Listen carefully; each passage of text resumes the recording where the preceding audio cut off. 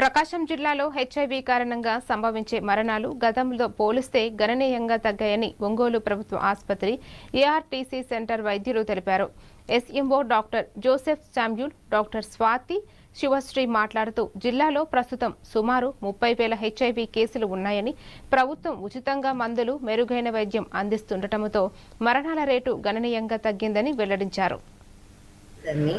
నేను హెచ్ఐవికి పేషెంట్లకు చూస్తూ ఉంటాను. ఆల్మోస్ట్ మన ప్రకాశంలో వచ్చేసి 30,000 మెంబర్స్ ఉన్నారు.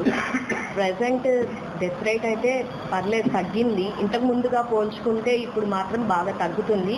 వీళ్ళకి ఎలా అంటే మేము ప్రతి సంవత్సరం కొత్తగా ఒక పేషెంట్ వస్తారు, వాళ్ళని కౌన్సిలింగ్ చేయించి వాళ్ళకి ఇంకా ఇండెక్స్ ఏమున్నట్లు ఏ ఇబ్బంది లేదు.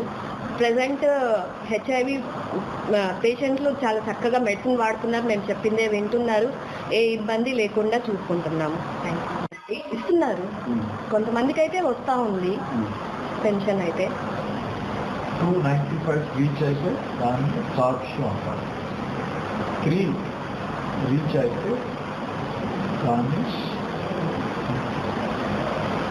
ఫిలిక్స్ ఉంటే దాన్ని సురక్షిత్ ప్లస్ అంటారు.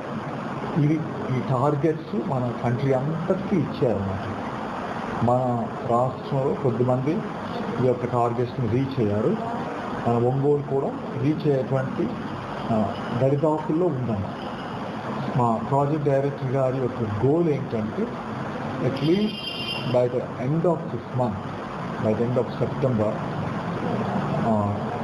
సాక్ష్యం రీచ్ అవ్వాలని. సాక్ష్యం 2 95 or 99 రీచ్ అవ్వాలని కాదు.